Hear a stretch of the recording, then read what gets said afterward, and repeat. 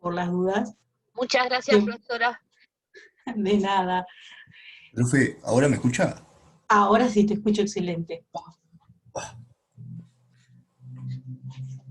No era yo la única que te escuchaba abajo, que conste.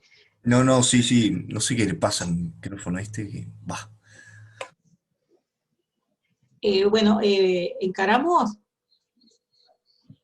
Vamos, dale. Bueno, eh, como les dije, no sé si ya todos resolvieron este ejercicio, el ejercicio 12 del práctico 5, pero básicamente es sobre conjuntos ortonormales.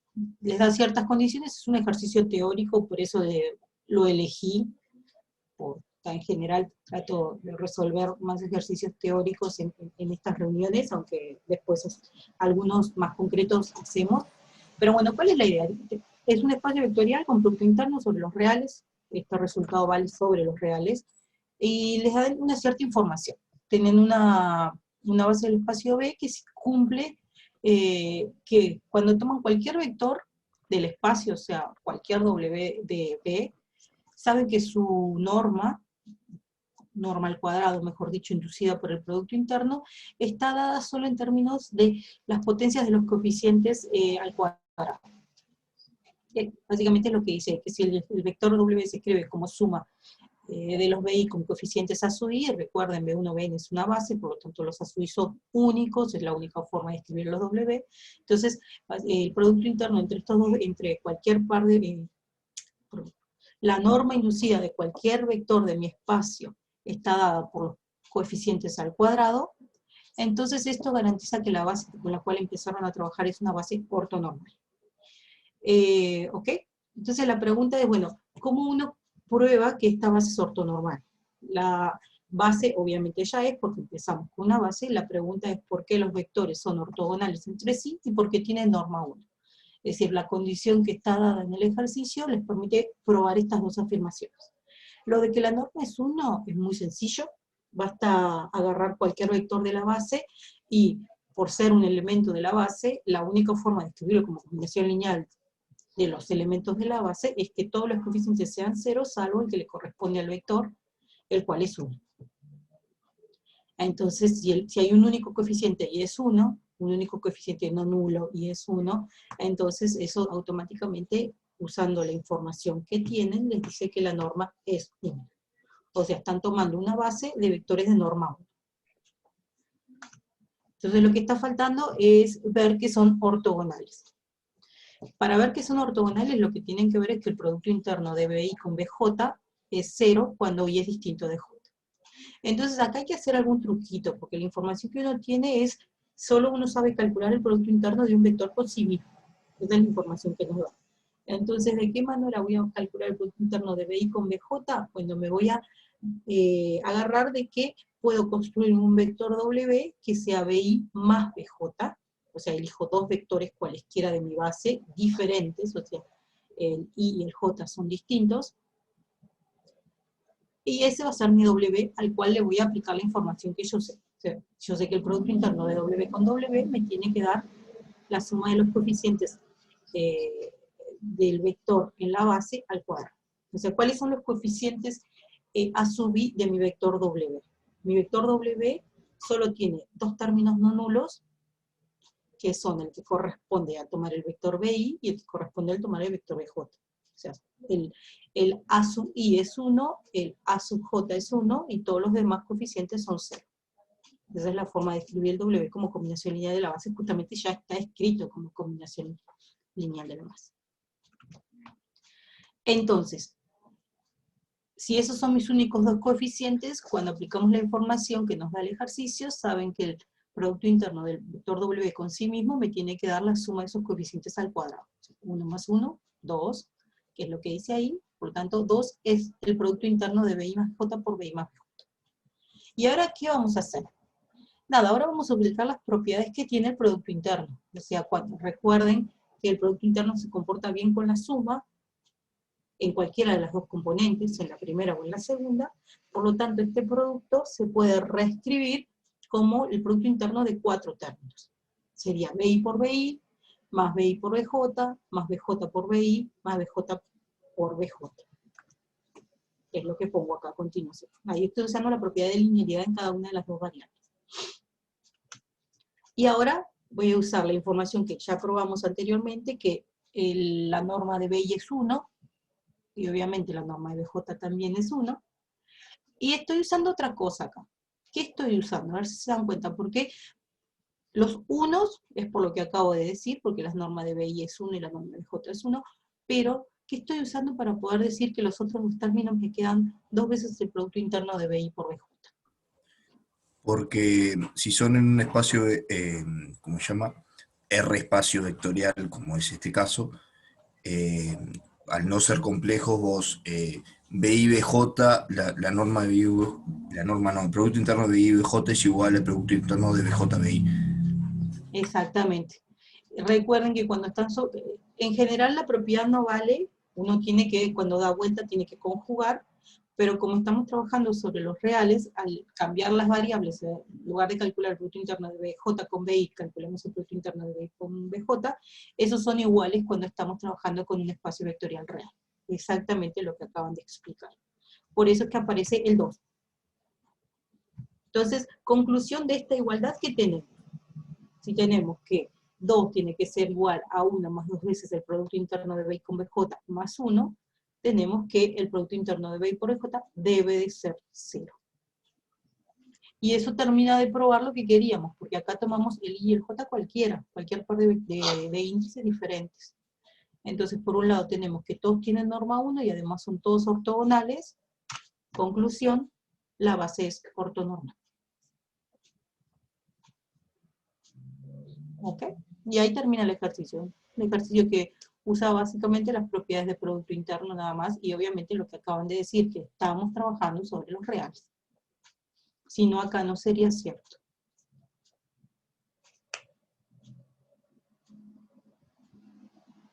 El 2 que aparece después de decir cuál es W, estoy leyendo lo que está preguntando Pablo. Ok, el 2 aparece de usar la hipótesis que vos sabés que el producto interno de W con W, donde W es exactamente el vector que estamos tomando ahora, BI más BJ, tiene que darte, por lo que dice el ejercicio, eso es información del ejercicio, te tiene que dar la suma de las coordenadas del vector en la base al cuadrado. Pero ¿cuáles son las coordenadas del vector W en mi base? W es BI más BJ, por lo tanto es un vector que solo tiene entradas no nulas en la posición I y en la posición J, cuyas entradas son 1. Todos los otros coeficientes son 0. O sea, es un vector que tiene n coordenadas, donde n menos 2 coordenadas son 0, y en la posición I tiene un 1, y en la posición J tiene un 1. Consulta, profe. Dime. Profe, ¿me escucha? Sí, sí. Nada, le quería preguntar, ¿de dónde, o sea, cómo sacó usted que BI Producto Interno con BI da 1? O sea, ¿de dónde? Justo Porque, de vuelta, lo mismo que en la parte anterior. A ver, si vos partís de una base, B1, Bn es una base, ¿no? Esa es la información que vos tenés. BI es un vector de la base. Entonces, observa que lo que te dice la hipótesis del ejercicio dice, se cumple que tal cosa. Si para cualquier W que se escriba como combinación lineal de la base, entonces su producto interno de él con sí mismo te tiene que dar esa condición que está ahí escrita. BI, ¿cómo se puede escribir como combinación lineal de la base? claro. Ahí, en ese caso sería 1 y 1 al cuadrado es 1, está. Exactamente. El único A sub I diferente de 0 que aparece en esa combinación es el que le corresponde a la posición iésima. Después todo es 0. Por eso Dale, es dale. el... Gracias, gracias. De nada. ¿Más dudas?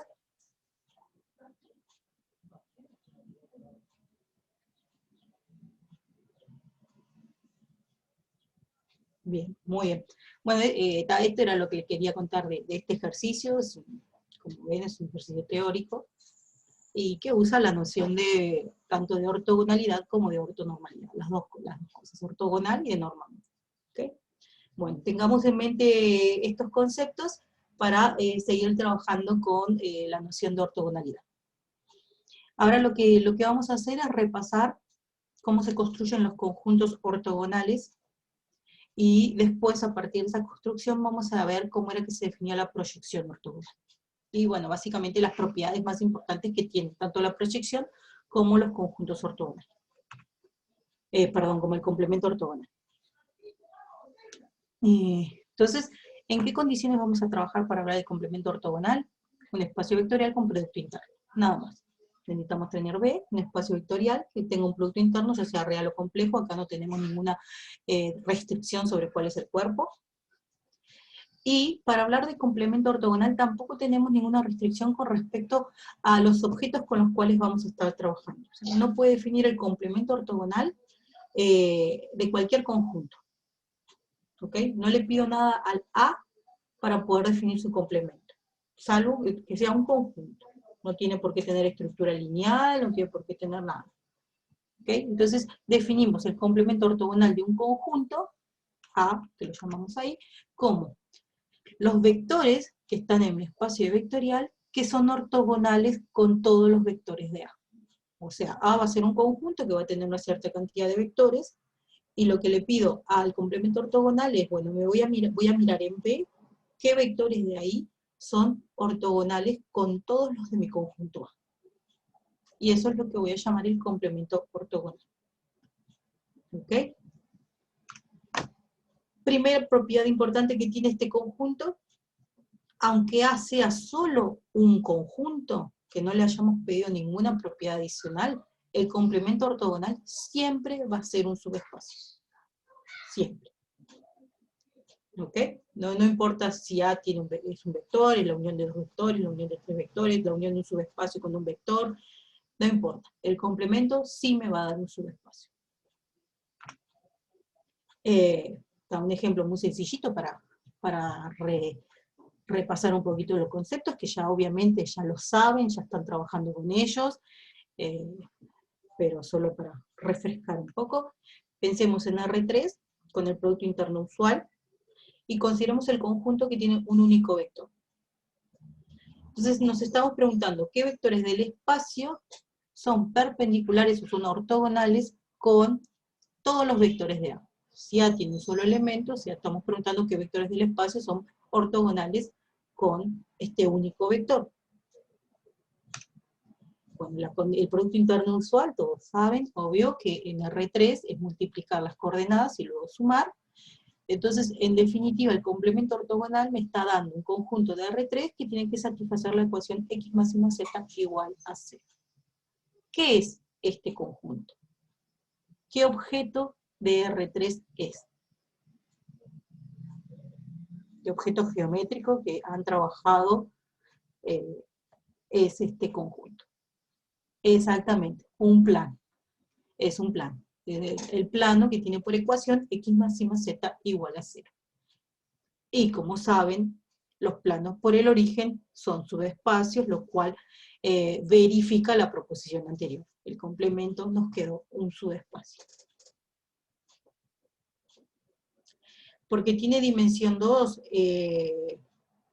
sí, pues, lo puedes pensar así, porque tiene dimensión 2, pero las ecuaciones,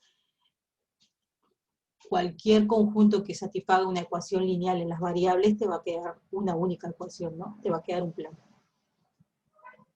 Pero recuerden, no todo plano es un subespacio. ¿Qué tiene que cumplir un plano para ser un subespacio?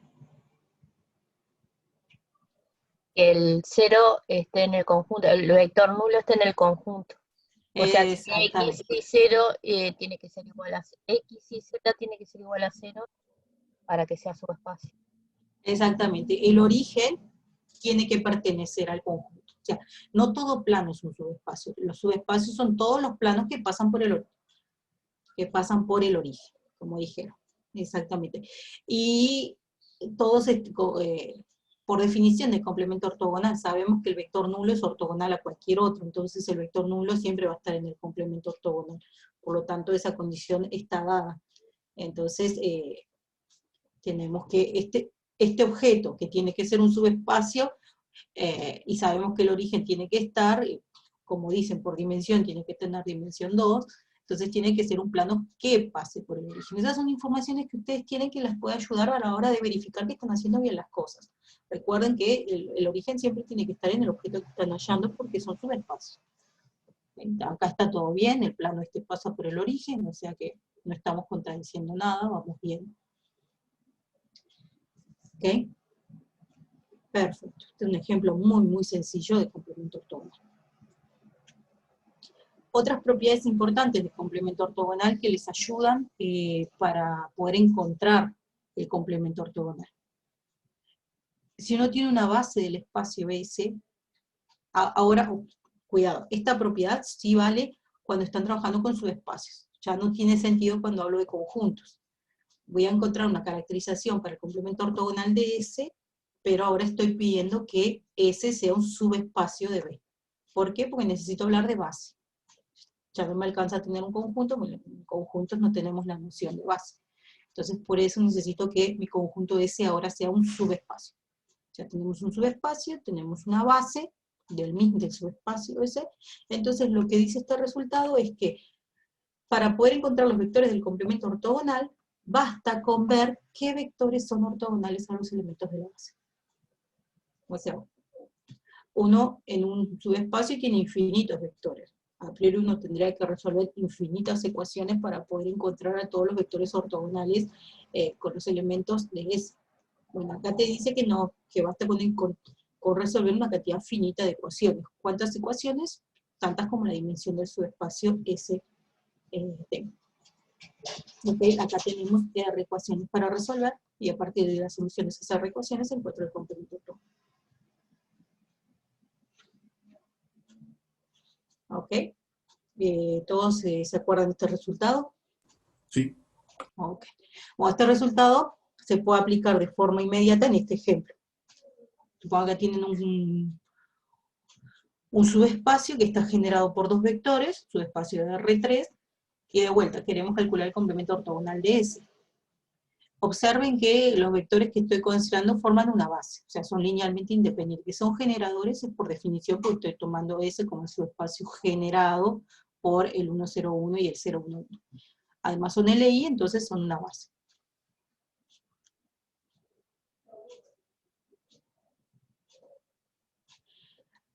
Agustín, la pregunta que estás diciendo, el problema con tomar conjuntos es que no tenés la noción de linealmente independientes en conjunto.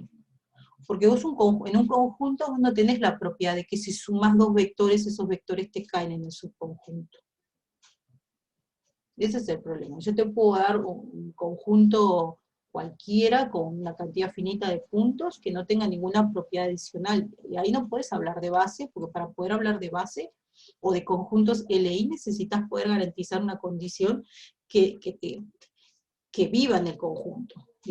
Cuando uno prueba que algo es LI, que un conjunto es LI, lo que toma es una combinación lineal, esa combinación lineal está en el conjunto, le igual el vector nulo que está en el conjunto, porque estamos trabajando con espacios vectoriales, bla, bla, bla, y a partir de ahí deduce que el conjunto es LI o no es LI, bla, bla, lo que sea. Pero lo que yo, en esta proposición, lo que necesitas para que te valga es que todos los vectores de S se puedan escribir como combinación lineal de los de B.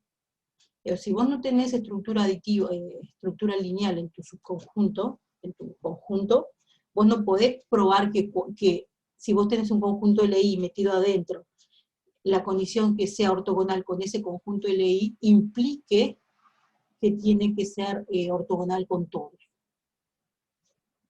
Porque necesitas saber que todos se pueden escribir a partir de ese conjunto LI. Sí, creo que te entendí la pregunta. ¿Se entiende lo que estoy explicando? Sí, si tengo dos vectores sueltos que son LI en R3, lo vas a probar para los dos vectores sueltos. O sea, en realidad no simplificaste el problema. Sí, el complemento ortogonal siempre va a ser un subespacio. O sea, el complemento ortogonal a un conjunto con dos vectores que no son colineales es una recta. Todo eso es cierto. Pero mirá lo que estás diciendo, si vos tenés un conjunto que ya de por sí es LI, este resultado no te dice nada nuevo, no te lo simplifica. Vos lo único que estás diciendo es que voy a encontrar los vectores que son ortogonales a todos. La idea de esta proposición es que si uno tiene un subespacio, que uno sabe que está formado por infinitos vectores, salvo que el subespacio sea el subespacio nulo, encontrar una condición que depende de infinitos vectores, te la está simplificando, te está diciendo, bueno, no tenés que agarrar cualquier vector de tu subespacio, que son infinitos. Basta con que agarres una base. Ese resultado no es verdadero si ese no es un subespacio. Bien. Lo que estás diciendo es cierto, sí, si tengo un conjunto que es LI, vas a encontrar el complemento ortogonal. Sí, pero la proposición no vale y no simplificaste el problema. Lo que hiciste fue encontraste una ecuación para cada uno de los vectores que tenés en tu conjunto y lo resolviste.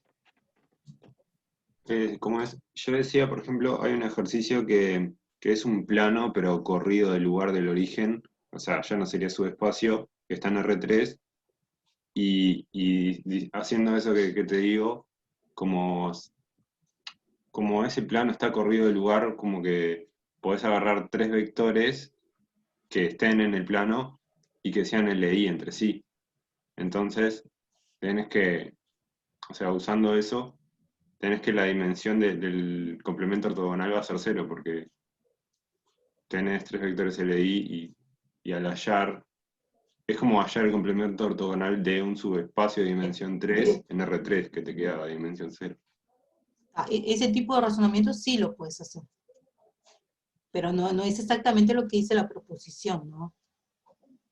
Vos lo que estás diciendo, bueno, si yo adentro de mi conjunto, que no sé qué estructura tengo, me puedo encontrar una familia que sea, obviamente todos estos conjuntos viven adentro de un espacio vectorial, por lo tanto, hablar de subconjuntos linealmente independientes adentro del espacio vectorial tiene sentido. Si usted puede encontrar una subfamilia ahí adentro que sea linealmente independiente, vos podés encontrar condiciones del complemento ortogonal a partir de esa subfamilia. Perdón, Además, me quedé pensando lo que dijo el compañero. Él dice si tiene un plano corrido del lugar, ¿no? ¿Fue lo que dijo? Sí, él Sí, entiendo que tiene un conjunto que es un plano que no pasa por el origen. Pero dice tiene tres vectores LI, no puede ser porque tiene dimensión 2. Sí, eso también es cierto. Y el el complemento sería como una recta perpendicular al plano, me lo imagino así en la cabeza nomás. No sé si claro, pero vos en la fíjate cabeza, que... la idea de ortogonal es la que todos ustedes tienen, es algo perpendicular a lo que están trabajando. Si estamos en el espacio o en el plano, la noción de ortogonalidad es la noción que geométricamente tienen siempre y cuando estén trabajando con el producto interno usual. Si les cambian el producto interno usual, ahí sí ya les arruinan toda la geometría la intuición geométrica que uno tiene. Pero pensando en el producto interno usual, la noción de ortogonalidad es la noción de ortogonal que uno tiene del espacio. O sea, si uno tiene un plano, lo que sea ortogonal tiene que ser una recta. Eso es totalmente verdadero.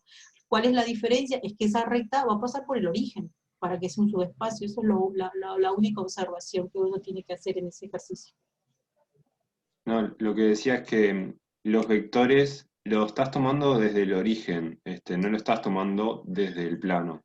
Por eso es que podés llegar a tener tres vectores LI. Si Pero pasa esos por el vectores origen, no ahí ya no. están, pero esos vectores no son vectores que están contenidos en el plano. O sea, digamos, si los ves, el extremo, vamos a decir, sí está en el plano. Pero el extremo, no el vector. Los vectores para que estén en el plano tienes que agarrar dos puntos del plano. Pues tiene que estar contenido totalmente, el vector tiene que estar contenido en el plano. Luego lo que estás haciendo es agarrando rectas que cortan el plano, en realidad, si pensás geométricamente. No estás tomando... Yo pensé que si tenías el punto tal, tal y tal de esas coordenadas, podías decir que estaba en el plano. No, cuando uno construye el plano por puntos, que es la idea, ¿no? Tenés 3 puntos, a partir de 3 puntos uno construye el plano, lo que haces a partir de los 3 puntos, te construís los vectores que están contenidos en el plano, o sea, agarrás 2 puntos y tomás la diferencia de ellos que te va a dar un vector realmente contenido en el plano, y agarras otros dos y te tomas otro vector. Y a partir de esos dos vectores, te construís el plano que pasa por uno de los 3 puntos y con dirección esos dos vectores. Pero los vectores, el origen y el final tienen que ser puntos del plano, para que el vector esté en el plano. Bueno, a lo que me refería era el extremo nomás. No, ahí lo que estás tomando son 3 puntos del plano. Claro. Lo que está en el plano son los puntitos donde termina tu vector, no el vector. Y lo que dijo la compañera es tal cual, esa es la idea geométrica que te dice que no te puede dar cero complemento ortogonal. Porque hay una recta ortogonal ese plano. Pero si vos te tomás o sea, te puedes tomar un vector del origen al plano que sea incluso paralela a la recta. O sea, que vaya arriba de la recta en sí. Y ahí ya no es ortogonal. ¿Se entiende lo que digo? No, no te entendí. No, yo tampoco. A ver, imagínate un plano, no importa qué plano que hay que estar de dimensión 2, porque es un plano, ¿no? Aunque no de dimensión geométrica 2, ¿no? Hay un grado de libertad ahí que tenés, que es la dirección normal. Esa dirección está fija. Que si tenés la ecuación del plano, la dirección está dada justamente por el vector de los coeficientes del plano. O sea, si es una x más b y más cz, el vector ABC te da la dirección normal de la recta. O sea, la recta que pasa por el origen y tiene esa dirección es el complemento ortogonal de tu plano. Aunque no sea subespacio. El plano no es su espacio, pero la recta lo va a hacer, porque es la recta por el origen. Claro, pero el complemento ortogonal de un plano que no sea subespacio va a ser una recta que sí sea subespacio. O sea, no importa, pero... La proposición, la que di después de la definición, no usa que el conjunto sea un subespacio. Dado un conjunto cualquiera, el complemento ortogonal siempre va a ser un subespacio. El conjunto puede no serlo, pero su complemento sí lo es. Bien.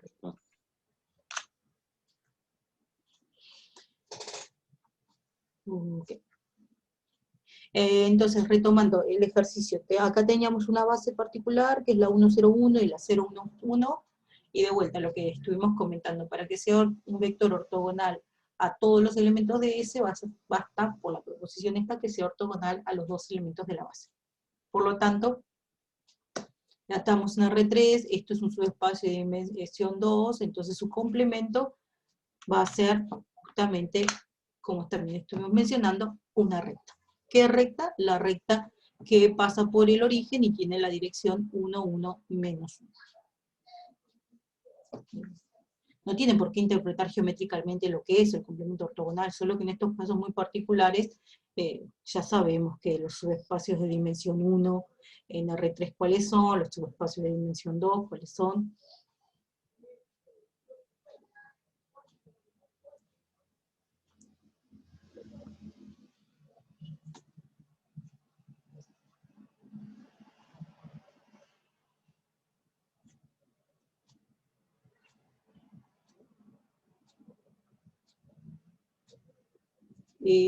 Joaquín, ¿qué te referís con se podría hacer el producto vectorial en este caso?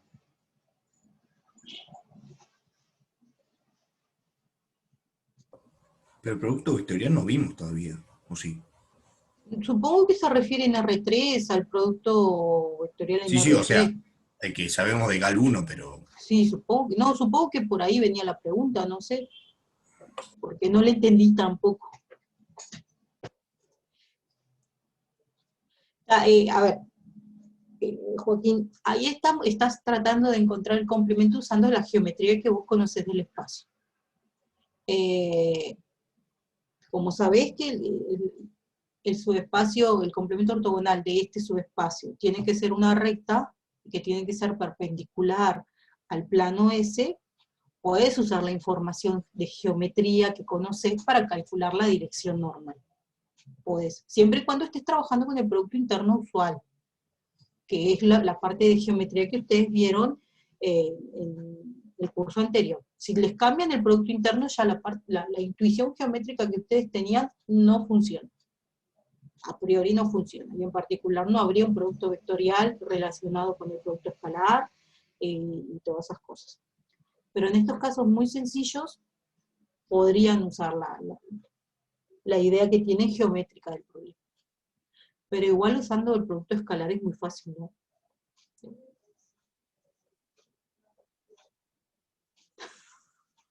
Otra vez, ¿de qué sirve cambiar el producto interno? Esta pregunta, no sé si fuiste vos, pero ya la hicieron la otra vez y estuvimos un rato charlando de eso, y creí que los había convencido de que no es que cambies el producto interno. Digo, uno tiene la geometría usual del plano, del espacio, es cierto, pero no es la única geometría. En la vida cotidiana podemos pensar que sí, que tenemos el espacio y uno mide como mide, punto. Pero hay modelos donde uno necesita cambiar la forma de medir para obtener información. Cada producto interno te va a dar una diferente, no sé cómo decirlo, una diferente geometría de tu espacio. Y hay muchísimos. Y están relacionados entre sí, eso tiene matemática que supera totalmente lo que hablamos acá en el curso. Pero una de las cosas que uno puede pensar es que uno tiene una intuición geométrica solo del espacio. Si ya te cambian del espacio R3, si ya te cambian el espacio vectorial, toda tu geometría se te pierde. O sea, el producto interno que yo te defina, para lo que te va a servir es para poder obtener información algebraica que te permita resolver ciertos problemas. Pero ya perdiste toda la parte geométrica que uno dice, bueno, estoy en el espacio, yo sé medir ángulos, ¿por qué se me ocurriría cambiar el producto donde ahora ya los ángulos no se miden como sé medirlos? No viene por ahí la mano de por qué uno cambia, porque en general en R3 uno no anda cambiando la forma de medir.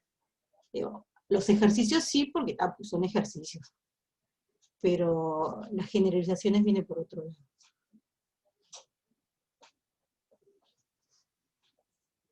Ahí te están dando ideas de qué los motiva a entender por qué hay más productos internos. Pero si quieren después seguimos filosofando un poco de por qué cambiar los productos internos. Pero vamos a tratar de primero terminar esta parte, que es lo Sigamos, que... profe.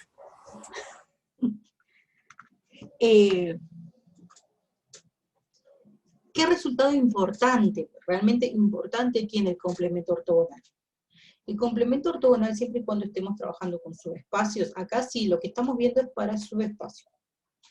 Aunque uno tiene derecho a trabajar con conjuntos y calcular el complemento ortogonal, para que este resultado sea válido, tiene que haber empezado con un subespacio. Entonces, lo que dice esto es que si uno tiene un subespacio y le calcula el complemento ortogonal, el espacio vectorial B queda descompuesto, desarmado, se puede descomponer, como quieran decirlo, como suma directa de S y su complemento ortogonal. ¿Okay? Esto vale S y su siempre. complemento ortogonal no tienen intersección. Esto es lo que te está diciendo, que la única intersección es el nulo. Claro. Te lo dice, en particular te lo está diciendo. Porque esto vale siempre. S y suma, te dice dos cosas. Te dice que todo vector de B se puede escribir como uno de S más uno de su complemento, y además te dice que la intersección de S y su complemento es solo el vector nulo. Las dos cosas te está diciendo. ¿Ok?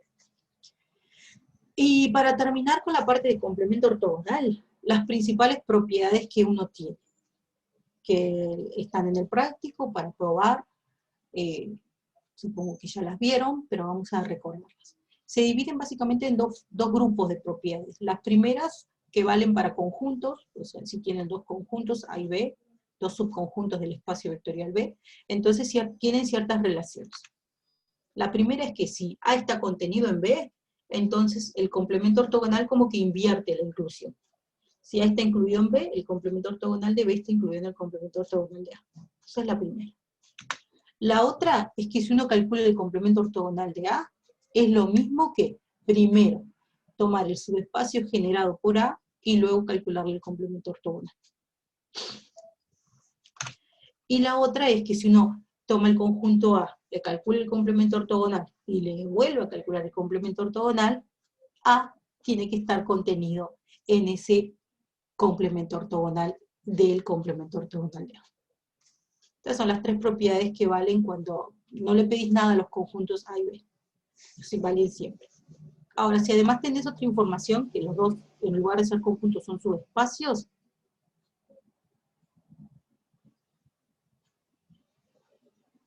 no entiendo qué están diciendo. En la tercera, si tomás una recta como complemento ortogonal del plano corrido, ya no te anda. No sé qué no te anda.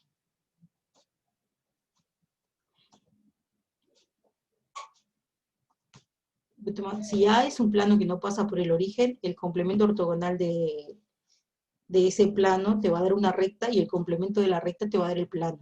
O sea,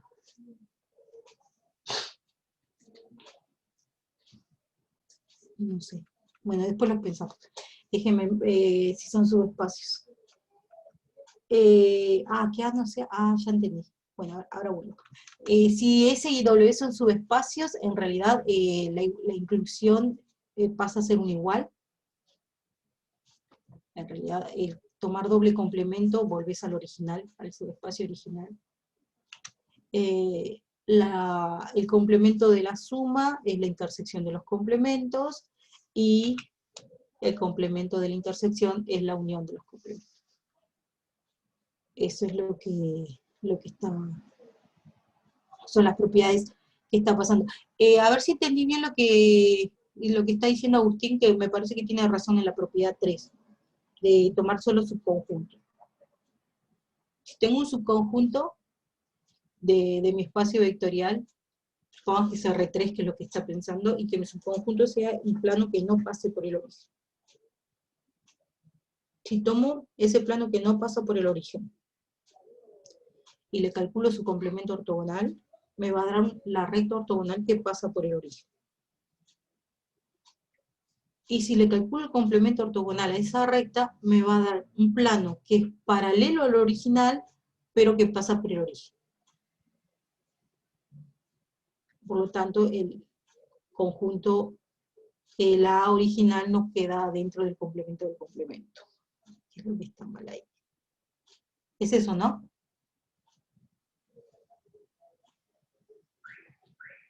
Sí, es lo que está diciendo ahí.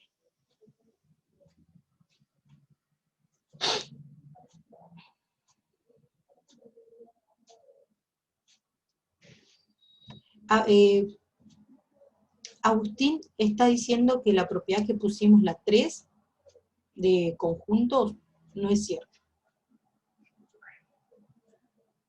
Tratemos de analizarla todos juntos. A ver. Tengo mi espacio vectorial. Pensemos en R3. R3 con el producto interno usual. Y tomemos A, que sea un subconjunto que voy a tomar, que es el plano, un plano que no pasa por el origen. ¿De acuerdo? Ese es A. ¿Estamos de acuerdo? ¿Qué pasa con esta propiedad? ¿Cuál es el complemento ortogonal de mi plano? Pensemos en el plano X más Y más Z igual a 1, para ponerle números y que sea un ejemplo concreto. Tomemos los elementos de R3 que verifican esa ecuación. X más Y más Z igual a 1. Esto claramente está contenido en R3, no es un subespacio porque no tiene el nulo, pero sin embargo tengo derecho a calcularle su complemento ortogonal. Su complemento ortogonal, ¿qué va a ser? Si mi plano es X más Y más Z igual a 1. La recta con vector director 1, 1, 1, que pasa por el origen. Exactamente, el complemento ortogonal de A va a ser la recta generada por el 1, 1, 1. Y si uno le quiere calcular ahora el complemento ortogonal a este conjunto, nuevamente, o sea, pensemos ahora en la recta o el subespacio generado por el vector 1, 1, 1. ¿Qué es el complemento ortogonal de este conjunto? O sea, el complemento ortogonal del complemento ortogonal de mi plano original. Es un plano, es el plano perpendicular que pasa por el origen. O sea, es el plano, son los puntos de R3 que cumplen que X más Y más Z es 0. Y habíamos empezado con el conjunto de los puntos de R3 que son X más Y más Z igual a 1. O sea, lo que está observando Agustín es totalmente correcto. O sea, la propiedad que pusimos dentro de conjuntos no vale, solo vale en subespacios. No sé si siguieron el razonamiento. Lo que estamos diciendo es que acá hay una propiedad que dice que A está contenido en el complemento del complemento. Y acabamos de encontrar un ejemplo, bueno, yo no lo encontré, Agustín fue el que lo planteó, un ejemplo donde esto no pasa. Donde cuando uno agarra un subconjunto, le calcula el complemento, y le vuelve a calcular el complemento, mi conjunto original no cae allá adentro. O sea, la primera propiedad es cierta y la segunda propiedad también.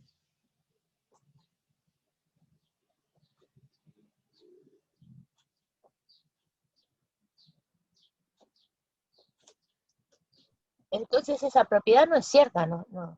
Exacto. Lo que estamos diciendo es que si no estamos trabajando con subespacios, la propiedad 3, de cuando estoy con A y B, a ver, voy para atrás.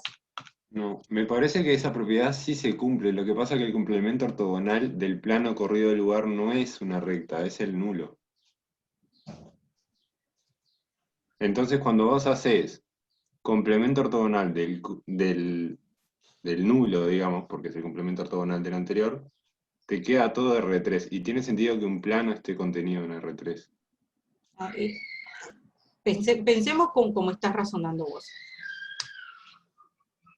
El complemento ortogonal de A, estamos pensando A como el plano X más Y más Z igual a 1. Complemento ortogonal es una recta. ¿Estás de acuerdo? Claro, ahí... Y su complemento tiene que darte suma, tiene que darte junto con la recta, te tiene que dar todo R3. O sea, el complemento del complemento tiene que tener dimensión 2. Pero ya los vectores, partiendo del origen de ese plano, te generan R3.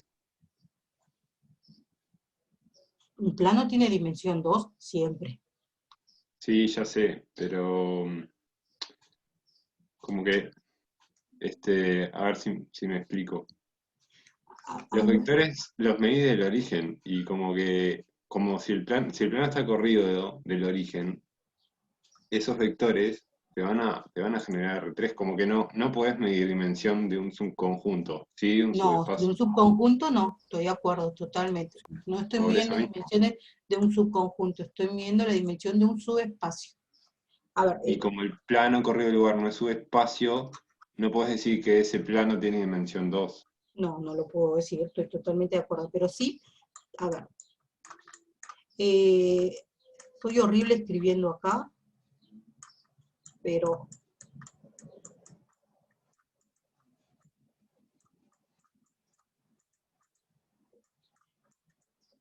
No estoy con mi tablet.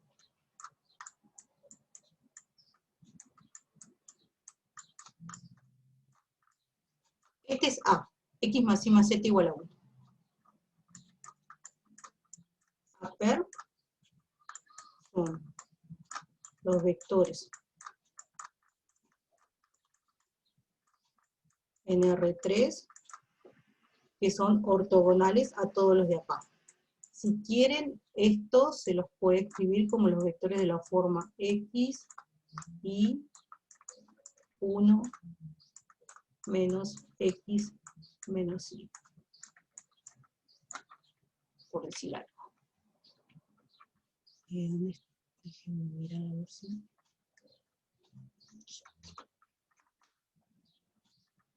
Voy a abrir el chat que están escribiendo.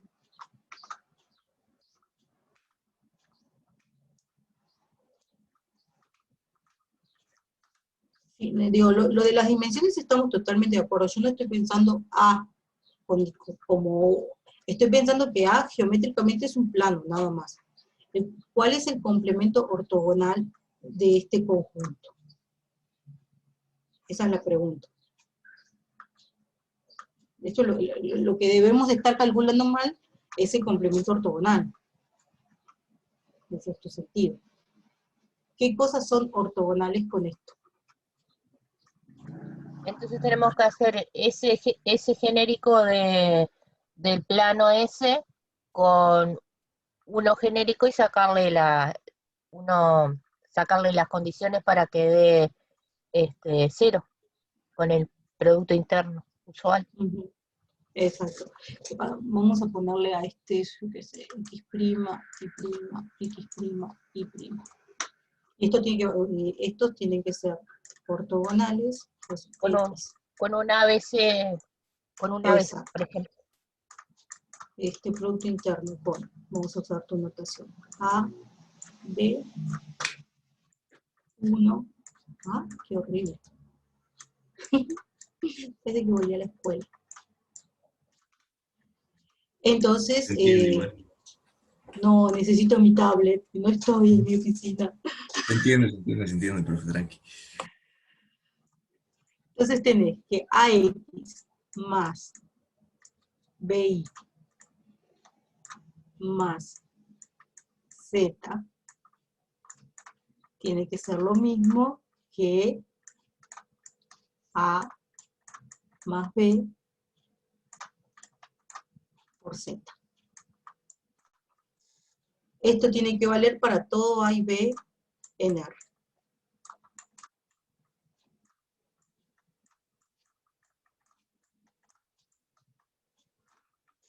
Esta es la condición para que un vector esté en el complemento ortogonal.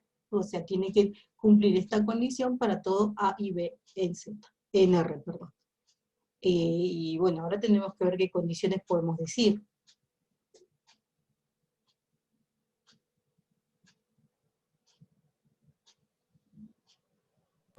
Y para que se cumpla eso, A más B tiene que ser igual a 1. Ponele, si A y B esto tiene que valer para todo A y B, ¿no? En particular. Cuando A y B son 0,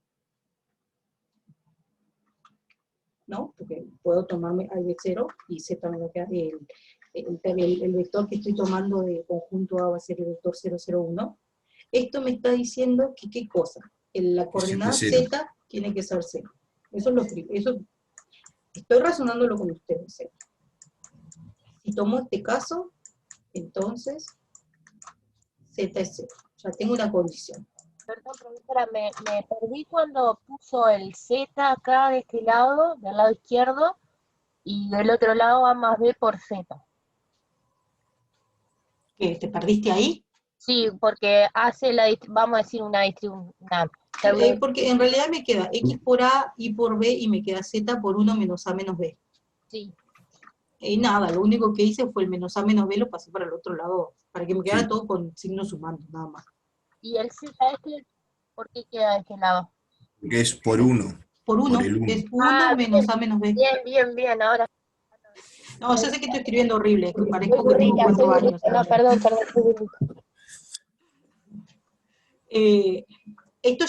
Esto ya nos dice que la intuición que teníamos, geométrica, estábamos mal.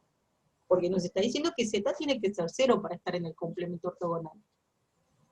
Y nosotros estábamos afirmando libremente que la noción de complemento ortogonal era la misma que de geometría, que tenía que ser una recta que pase por el origen y que tenga dirección 1, 1, 1.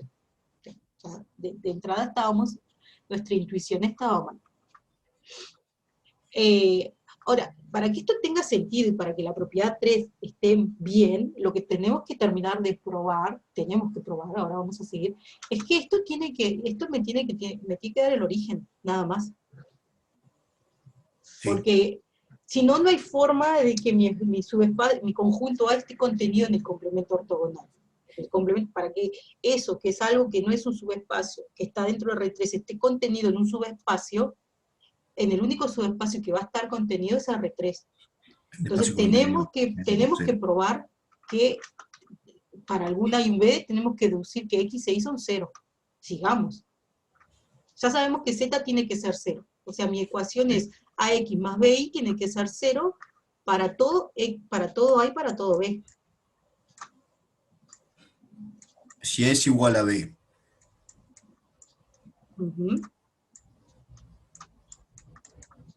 Esta es mi condición ahora para todo A y B. Si A es 1 y B es 0, ya deducimos que X es 0. Si A es 0 y B es 1, deducimos que Y es 0. Ya está. Entonces, este conjunto, en realidad, estábamos diciendo cualquier cosa, estábamos diciendo verduras. Gracias, Agustín, por hacernos dar cuenta que estábamos diciendo mal las cosas.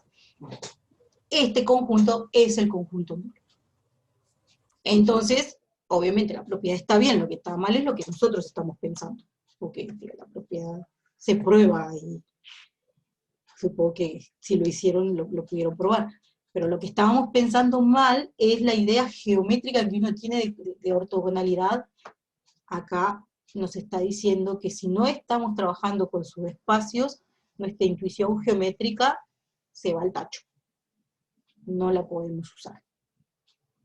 Claro, no es lo mismo un plano que no pasa por el origen que un plano que pasa por el origen. Exactamente, eso es lo que estábamos pensando mal, no es lo mismo. Total, aunque uno piense que sí, solo el hecho de que no esté pasando por el origen nos cambia toda la intuición geométrica. Exacto. Entonces, en este ejemplo estamos mostrando que la propiedad no está mal, lo que estábamos mal estábamos pensándolo mal nosotros. Y bueno, era lo más probable. Lo más creíble, ¿no? Sí, claro, verdad. Sí, por eso no lo pusimos a hacer, porque como diciendo, vamos a tachar esta propiedad porque está mal, como que mejor vamos a pensarlo. Ok, maravilloso. Entonces, bueno, algo productivo sacamos, digo, estábamos teniendo una intuición equivocada y ahora acabamos de ver que podemos usar nuestra intuición siempre y cuando estemos con subespacios. Si no, ya vamos a tener problemas. Okay, entonces, las propiedades son las propiedades, las que están enunciadas. El problema era nuestra imaginación, que estábamos imaginando mal las cosas, pero bueno, útil, realmente útil pensar los ejemplos así, ayuda, nos aclara las confusiones que podemos tener. Buenísimo. Bueno, ¿qué más? Sobre complemento ortogonal, no mucho más. Es básicamente lo que hay. La propiedad principal es la que está escrita en la proposición, que el espacio vectorial se descompone como suma directa de S más su complemento, que tenemos estas 6 propiedades, las más fuertes son cuando estamos trabajando con subespacios, que uno puede hablar de suma y de intersección, y tiene esa distribución con respecto al complemento ortogonal. Otra propiedad que siempre es útil es que si un conjunto está contenido del otro, su complemento ortogonal revierte la inclusión. Esa también a veces es útil para probar ciertas cosas. Y tal, no hay mucho más para decir de complemento ortogonal. A partir de esta construcción, uno define un operador, o una transformación lineal si quieren, que básicamente se centra en el hecho de que uno a B lo puede descomponer como S más su complemento ortogonal. O sea, la proyección ortogonal, a ver si no me olvido de nada, antes de empezar, capaz que hay algo más. No, no hay nada más, perfecto. La proyección ortogonal básicamente usa la proposición esta, que B es suma directa de S más su complemento ortogonal, y con eso trabaja. A partir de ahí define la proyección. Acá estamos diciendo que estamos trabajando en un espacio vectorial con producto interno y un subespacio de dimensión finita. Lo de dimensión finita, en realidad la mayoría de los ejemplos, o todos los ejemplos, B va a ser un espacio vectorial de dimensión finita, más que S. No vamos a estar trabajando en general con un espacio vectorial de dimensión infinita y considerar un subespacio de dimensión finita. Pero En todo caso, si llegara a pasar un ejemplo de ese estilo, se puede. La proyección lo único que necesita es que S tenga dimensión finita. Entonces, como les dije, vamos a basarnos en la descomposición de S más su complemento, y lo que dice es que, como uno tiene el espacio vectorial escrito como suma directa de S más su complemento, sabemos que cualquier vector de B se puede escribir de forma única, lo importante es eso, que es única, como algo en S más algo en su complemento. Entonces, dado el B, el vector B sub S que está en S es único, y eso es lo que me permite definir la proyección, porque la proyección va a ser exactamente ese vector. Voy a agarrar mi vector, lo voy a descomponer como algo de S más algo de complemento ortogonal, y la proyección va a ser la parte que está en S. No, si estamos trabajando en dimensión finita, el razonamiento es análogo, podemos decir que entonces la otra parte, el otro pedacito del B, va a ser la proyección sobre el complemento ortogonal. O sea, en realidad tenemos definidas las dos proyecciones, sobre S y sobre el complemento ortogonal, porque tanto BS como BS-PERC son únicos. Entonces, vamos a hablar de la proyección ortogonal sobre S y de la proyección ortogonal sobre el complemento, que es lo que dice en la observación. ¿Ok? Entonces, ¿qué cosas particulares tiene esta? Por ahora función, porque no probamos nada, solo dijimos que a un vector le voy a asociar otro vector que está en S. O sea, puedo definir una función, que es la proyección, que va de B en S, que hace esto, que escribe el vector B como algo en S más algo en su complemento, y le asocia la parte que está en el subespacio S. Lo que tiene de particular es, si uno conoce una base ortonormal de este conjunto, uno sabe exactamente cómo definir la proyección en términos de la base. La proyección va a quedar escrita para cualquier vector de B como la combinación lineal sobre los elementos de la base, donde los coeficientes van a ser exactamente el producto interno de B con los S sub I.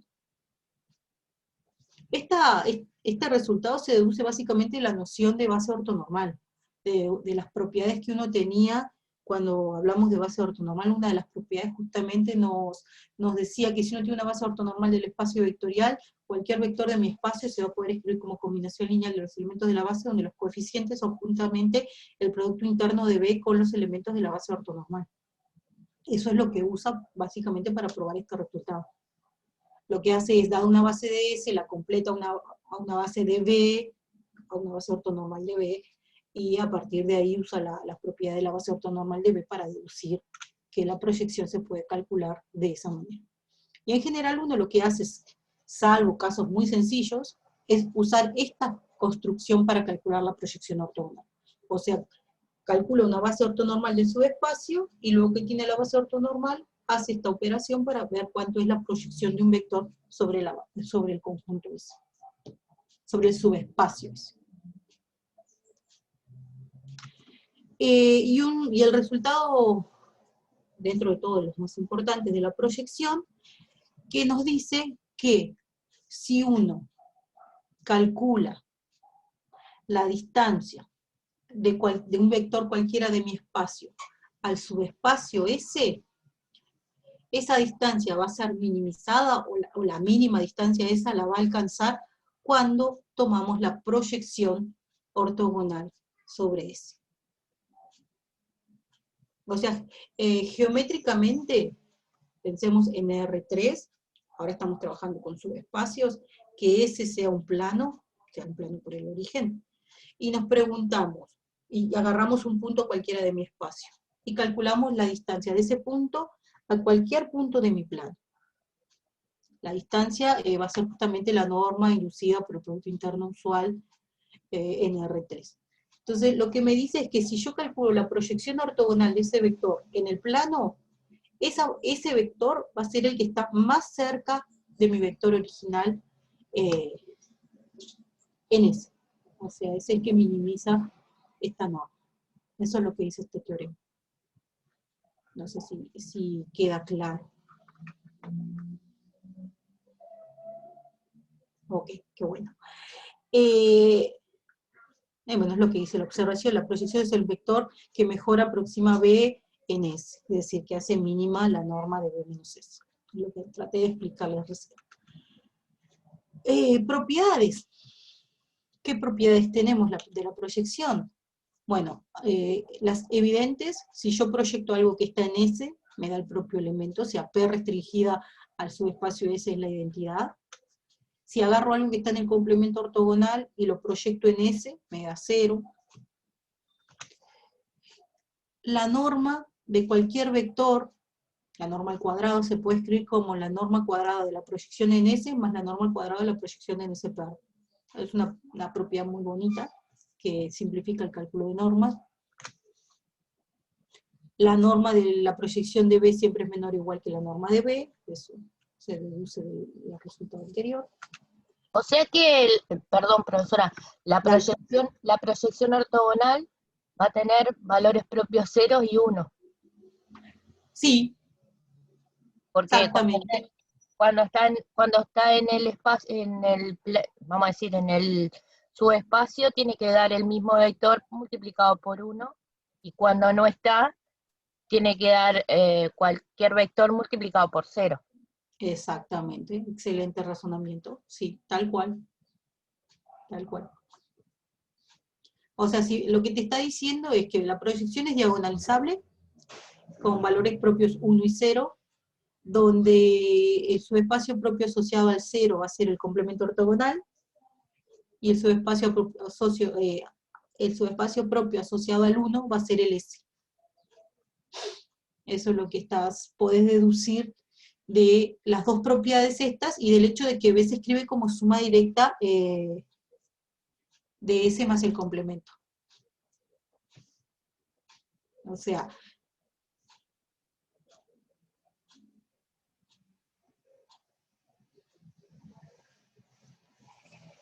sí, sí, sí.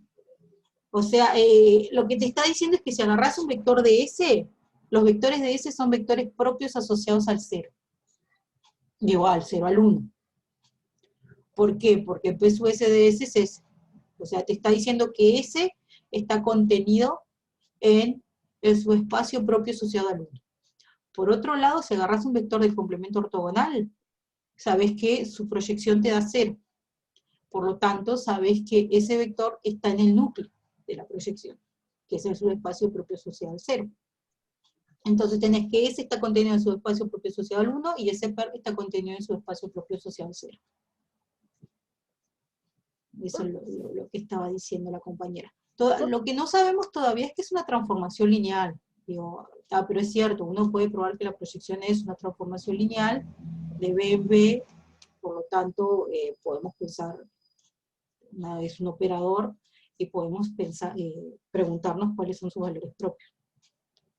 Yo me imaginé que está parada en el ecuador ahí donde no proyecta sombra y tenés un punto, y cuando estás acostada en el piso sos el vector. Exacto. Buena imaginación. Sí, sí, tal cual. Es lo que hace la proyección esta.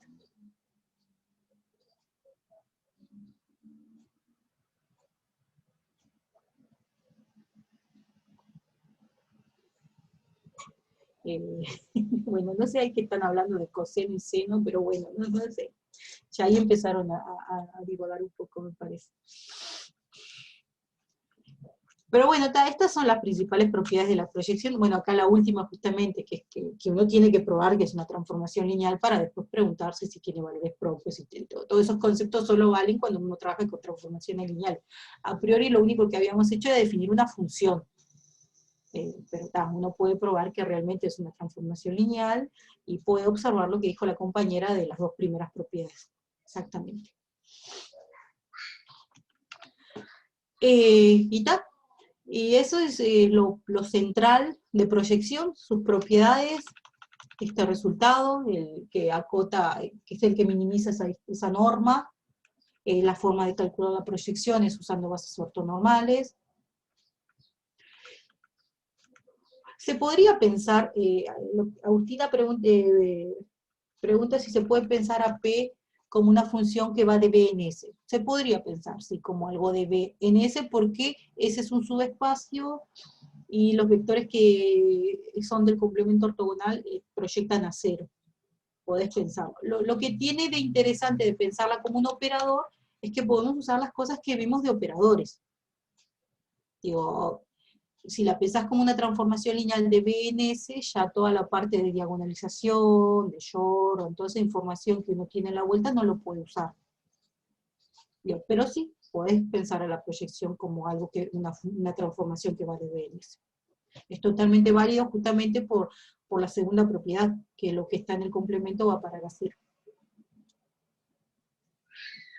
En general uno geométricamente lo piensa así, ¿no? La proyección la piensa, como lo dice la palabra, proyectando en el subespacio de llegada.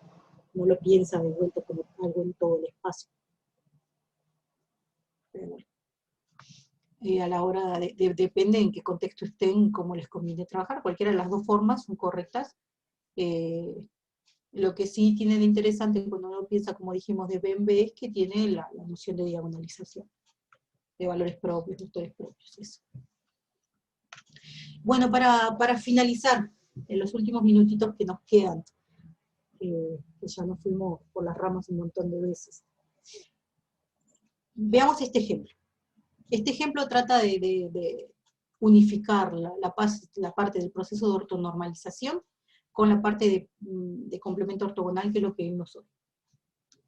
No es un ejercicio del práctico, es un ejercicio que apareció en algún parcial o en algún examen, no me acuerdo de dónde fue que lo saqué, pero creo que era de un parcial. Estamos en R4, el producto interno no es el usual, para molestar a los que no les gusta trabajar con productos que no sean el común de RN. Bueno, es un producto interno que se parece mucho al usual, con la única diferencia que a la tercera variable la multiplica por 2.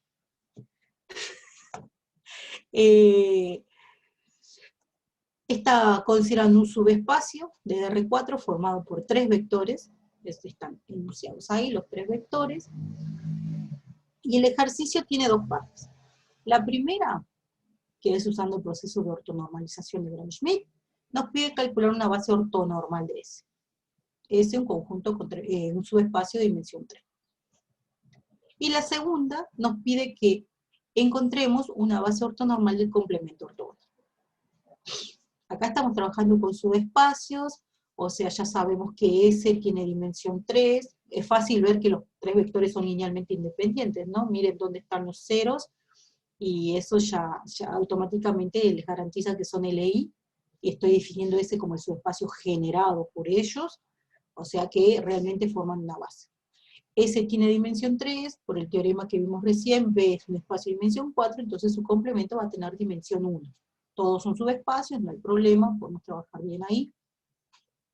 Entonces ya sabemos que el complemento es algo de dimensión 1, en teoría debería de ser fácil hallarle su complemento. Pero la parte más tediosa, por decirlo de alguna manera, es la primera parte que les pide hallar la base ortonormal de eso. Entonces, obvio, vamos a usar el proceso de ortonormalización. ¿Qué es lo que hice? En lugar de tomar la base ordenada como está dada en el ejercicio, la ordené distinto. La ordené de acuerdo a la simplicidad, por decirlo de alguna manera, de los vectores. Agarré primero como el primer vector el que tiene más ceros, el segundo vector el que le sigue en cantidad de ceros, y así los ordené. O sea, no trabajé con la base tal cual está escrita en S. Nadie me obliga a tomar la base B ordenada como está ahí en el ejercicio. Yo quiero hacer un proceso de ortonormalización.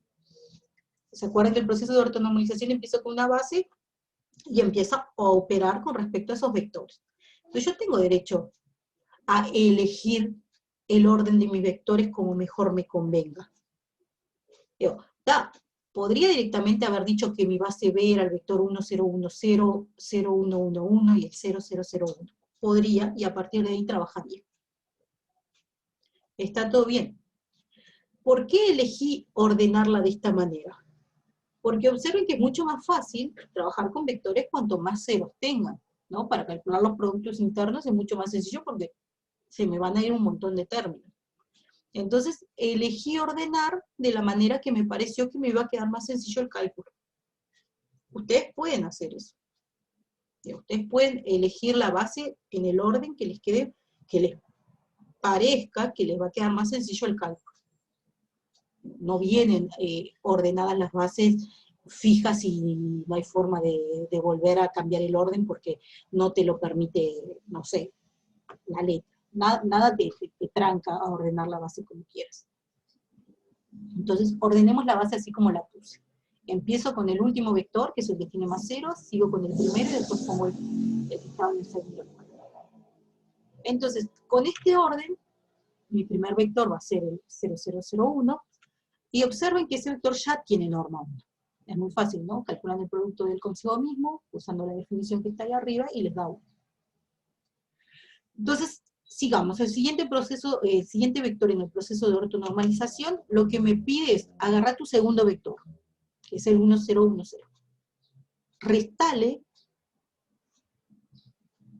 al vector 1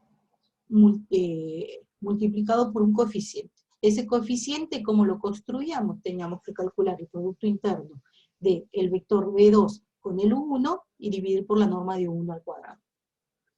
Pero observen que el producto interno del vector U2 con el U1 nos da 0. ¿No? Porque justamente los ceros están en los lugares cruzados. Entonces, en realidad, U2 me da el vector B2. Entonces, U1 me quedó el mismo y U2 me quedó el mismo. Ahora, U2 no tiene norma 1, no es tan sencillo el ejercicio, U2 tiene norma raíz de 3. No pasa nada. Siguiente paso. Agarro el tercer vector, que es el 0111, tengo que agarrar ese vector, calcular el coeficiente que hay que multiplicar a U2, calcular el coeficiente que hay que multiplicar a U1 y tomar la combinación lineal.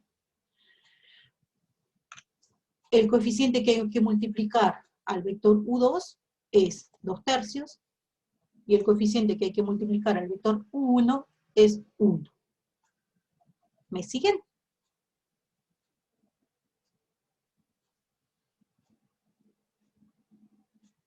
¿Ok? Entonces, en definitiva, haciendo la cuenta, si no me equivoqué por algún lado, el vector U3 me está quedando, ya no me queda tan lindo, pero me queda el vector menos 2/3, 1, 1/3, 0. El proceso de ortonormalización tiene dos partes. La primera construye un conjunto ortogonal, y la segunda lo que hace es el conjunto ortogonal lo normaliza, o sea, divide todo por la norma. Primero construimos un conjunto ortogonal y después lo normalizamos. Lo que acá acabamos de hacer es construirnos un conjunto ortogonal. U1, U2, U3 es un conjunto ortogonal, y ahora la norma de U3 también hay que hacer la cuentita, y me queda raíz de 5/3, y ahora sí hay que hacer lo que estaba diciendo Agustina. Hay que construir la base, que es U1, recuerden, U1 tiene norma 1, U2 tiene norma raíz de 3, y U3 tiene norma raíz de 5/3. O sea, tengo que agarrar mis tres vectores, a U1 no le tengo que hacer nada, a U2 tengo que dividirlo por raíz de 3, y a U3 tengo que dividirlo por raíz de 5/3. Conclusión, mi base ortonormal me está quedando. El primer vector dijimos que no había que hacerle nada, el segundo había que dividirlo por la norma, que es raíz de 3, y el tercero de vuelta dividirlo por la norma, que es raíz de 5/3. Entonces, esto termina el proceso de ortonormalización de la base B. Esta A es una base ortonormal de mi espacio S. ¿Okay? Entonces, para calcular el complemento ortogonal, en realidad son independientes la parte 1 y la parte 2. Yo no necesito la base ortonormal para calcular el complemento ortogonal. Yo lo único que necesito es, para simplificar, si tengo una base de S, con cualquier base de S que tenga, con esa puedo trabajar. Y no voy a trabajar con la base ortonormal, voy a trabajar con la original para no tener que andar cargando con estas raíces en la vuelta. Entonces, un vector va a estar en el complemento ortogonal si es ortogonal a los tres vectores de la base. Recuerden, el primer vector era el vector que tenía última coordenada 1, entonces me está diciendo que la cuarta coordenada de mi vector para estar en el complemento ortogonal tiene que ser la nula. Hacemos el producto interno con el segundo vector, me está dando otra condición. Hacemos el producto interno con el tercer vector y me está dando otra condición. Observen que la coordenada t tiene que ser 0, o sea que las dos ecuaciones que nos quedan son x más 2z igual a 0 y y más 2z igual a 0.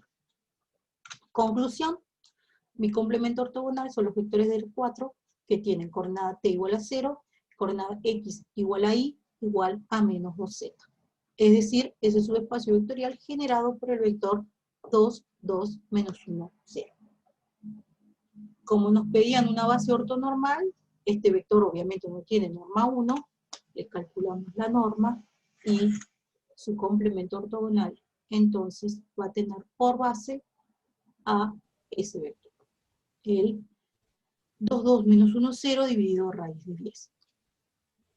Ahora, si el ejercicio tuviese una tercera parte y nos pidiera hallar la proyección ortogonal de un vector de R4 en S, nosotros ya tenemos una base ortonormal de S. Por lo tanto, podemos usar la construcción que me decía que lo que hay que hacer es tomar el producto interno de mi vector con los vectores de la base y escribir la combinación lineal con esos coeficientes para encontrar la proyección. Eso no estaba dentro del ejercicio, pero se podría pensar. Si quieren, tomen un vector cualquiera con esta información, tomen un vector cualquiera de R4, que obviamente que no esté en S de preferencia, y calculenle la proyección. O sea, no sé, pónganle, capaz que justo elijo uno y está. Cualquiera, el que les guste más, elijan un vector de R4 y calculen la proyección sobre ese. Hágalo como ejercicio a ver si ya tienen toda la información, pues ya tienen la base ortonormal de S, que es la base A, y lo único que tienen que calcular es el producto interno del vector que elijan con la base A, y a partir de ahí tienen los coeficientes de la combinación lineal con la base, para calcular la proyección. O si prefieren, pueden calcular la proyección sobre el complemento ortogonal, que es mucho más fácil, porque tienen un único vector, la base, y tienen que hacer solo un producto interno. Como para practicar, cualquiera de los dos está bueno, y tienen la parte más difícil del proceso, que es encontrar la base ortonormal para calcular la proyección, ya la tienen hecha en la parte 1 y la parte 2 de este ejercicio. ¿Ok? Bueno, eso era todo lo que quería contarles hoy. Me llevo más de lo que pensaba. Perdón por el enredo, pero a veces está bueno enredarse un poco para que todos pensemos y encontremos las soluciones a lo que estamos pensando mal. Y bueno, gracias por la paciencia que a los que todavía están. Y les digo, el viernes, 9:30, tengo el horario de consulta. Tienen otros, pero si quieren preguntarme alguna cosa que les haya quedado, el viernes 9:30 estoy conectada. Así que, cualquier pregunta, si les queda alguna pregunta para hacer ahora, en los últimos minutitos, pueden hacerlo. Esto lo sube ahora, ¿no, profe? Sí, esto lo subo. Ah, excelente. Esa era mi consulta. O sea, me quedó claro, por suerte, pero para tener... Sí, no, lo único que hago es que le retoco un poco, le saco las pausas para que les queden las hojas sin tanta pausa, y lo subo. Por eso demoro un ratito a veces en sacar todas las pausas que tiene el archivo. Pero en un ratito ya está subido. Si las preguntas son cortitas, me las puedes hacer hoy. Y si no son cortitas, te pido que me las hagas el viernes, porque a 1:30 se me va a cortar. No, solo va a ser uno. El parcial es creo que es a las 11, pero a las 10 empiezan a citar. Hay solo un horario, por suerte. Pero son como los parciales y los exámenes anteriores. Bedelía tiene que subir en estos días las planillas donde aparecen sus nombres y en qué horario tienen que ingresar a los salones. Seguramente va a ser como los exámenes, van a estar con suerte un par de días antes, o si es como los exámenes el día anterior. esperemos que lo puedan hacer un poquito antes y que no sea el viernes recién cuando estén disponibles las planillas. Profe, Dónde les corresponde y en qué horario. tengo una consulta. Decime. ¿Al final va a ser un horario o dos? Porque somos mucho para hacerlo en un solo horario. La información que nos dieron es que es solo uno. Bien. Supuestamente son 600 y pico los inscritos. Es que somos muchos. El año pasado éramos más o menos, estaba 700, 800 en Gary, creo. Hicieron 2 grupos, no sé. Supuestamente solo uno. Digo, supuestamente no, ya es un hecho, porque los docentes que van a ir a cuidar ya están pedidos y todo eso, no creo que a último momento cambien a 2, y el horario del parcial está fijado a las 11. Pero hasta donde yo sé, tenían suficientes salones para seguir el protocolo.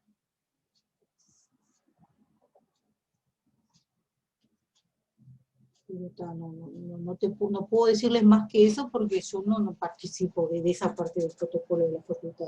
Eso es la parte de vedelía y ellos son los que organizan todo eso.